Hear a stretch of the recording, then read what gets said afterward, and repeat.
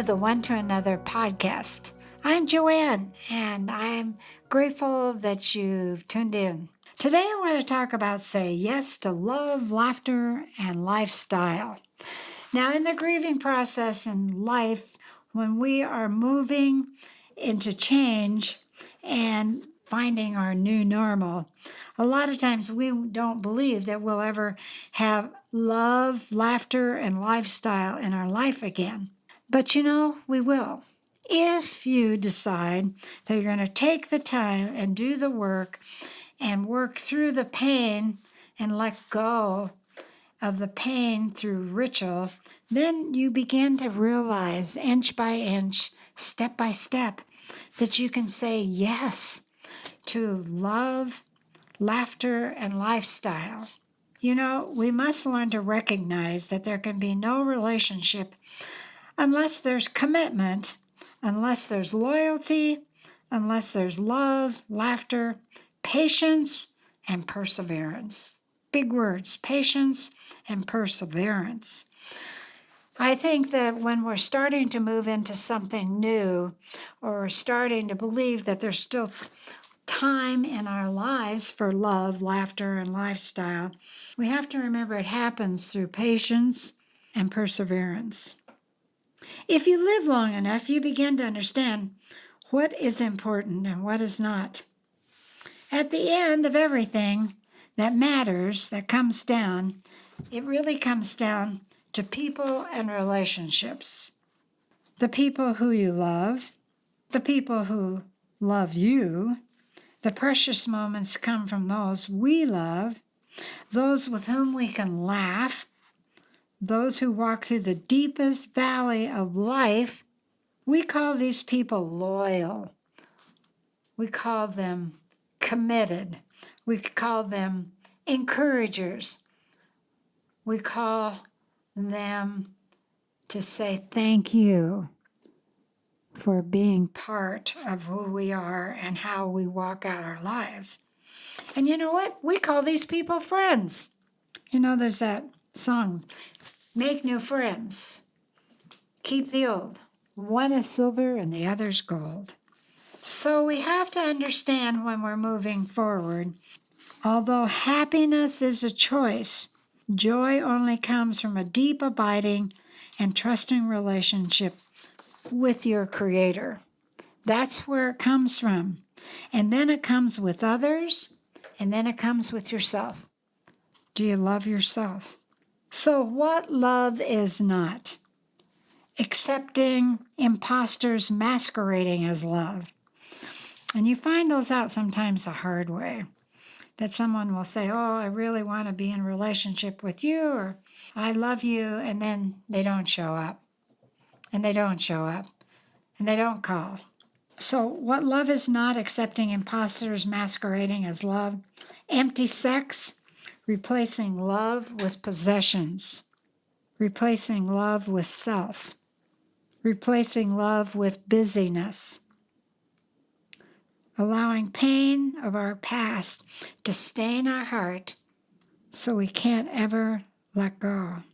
Living close to the outer edge so that no one can really get to know us as such because we are able not to let anybody hurt us. Leading into intense loneliness. Causing us to be dangerously inward. It's all me, myself, and I. Shutting off possibilities life. So love is not sitting in your house wishing someone would come and knock on your door and say, hello, I'm a friend. Love is not that. Love is saying, okay, I'm going to start reaching out because love is everything. And I'm not talking about a sexual, intimate love. I'm talking about the love that we get when we meet people and we enjoy their relationship and we find out that relationships are fun and that we can get what we want, and we find out through loving we even get what we need. And it's amazing to me when you start reaching out and loving, you get everything you desire. It is like the air we breathe. Oxygen to the soul. It puts life back into us. I don't know why I'm going to tell you this story, but I was thinking the other day, I've been working really hard at paying all my bills, making sure that everything from one house and the other house is paid on time. And I've realized that I've had very little spending money because I've had to keep my budget pretty tight.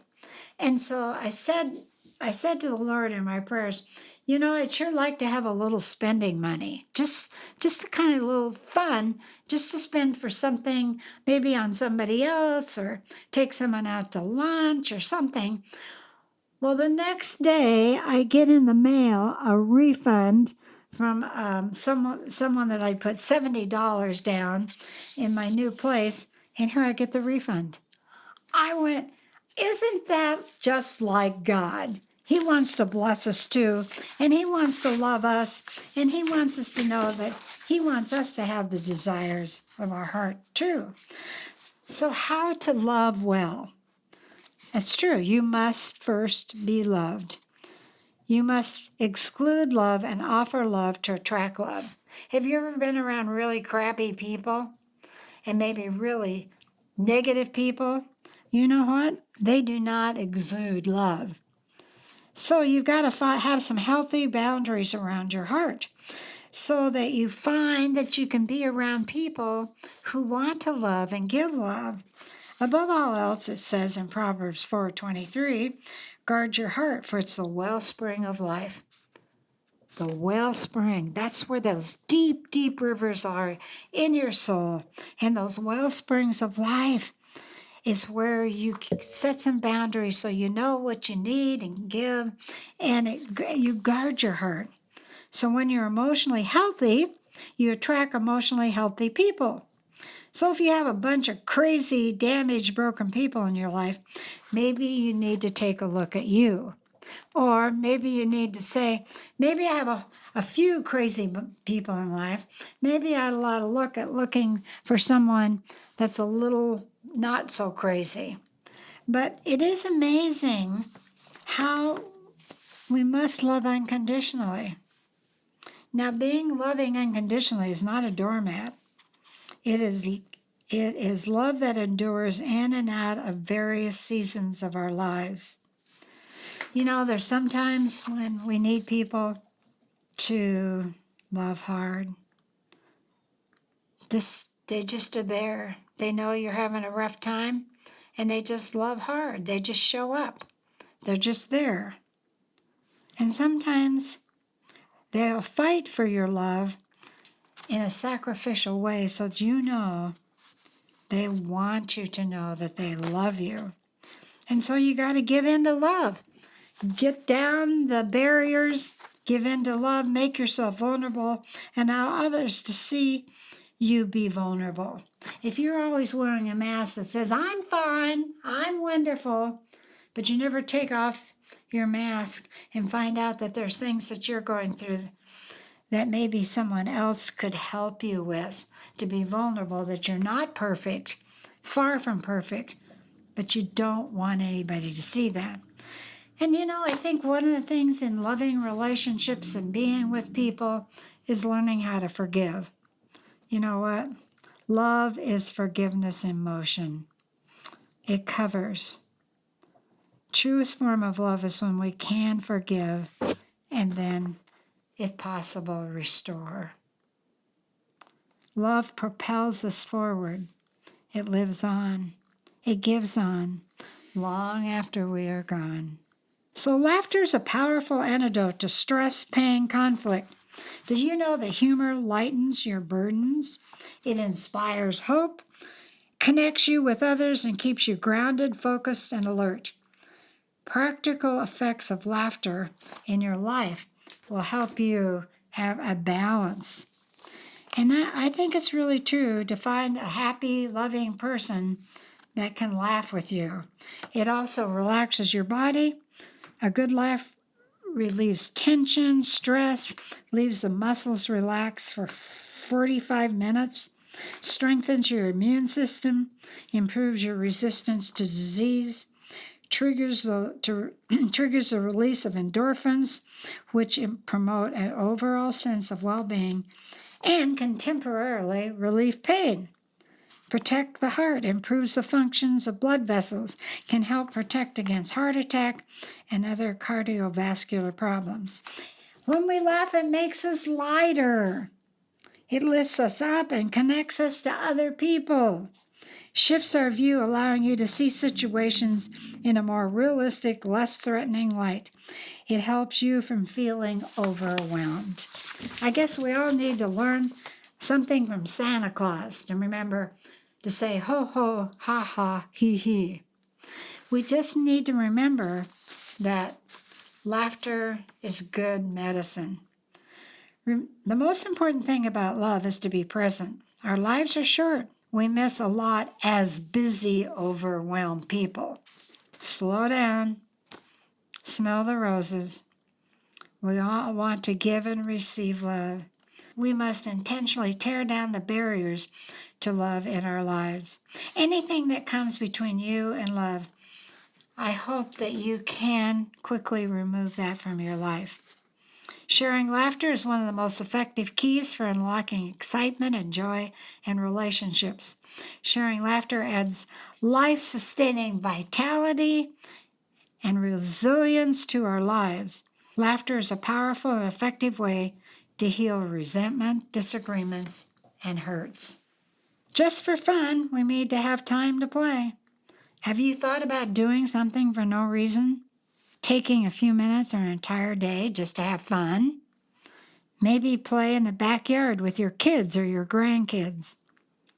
Or maybe just to be crazy, get dressed up for dinner at home. Or maybe go line dancing. I know that lots of senior centers and other places have line dancing. Have a movie night with friends. I know, read a really good book. Get a makeover. Take a continuing education class. Have a day with nothing on your schedule.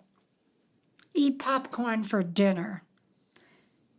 Test drive a ridiculous, expensive car. Go for a walk and discover new streets in your neighborhood.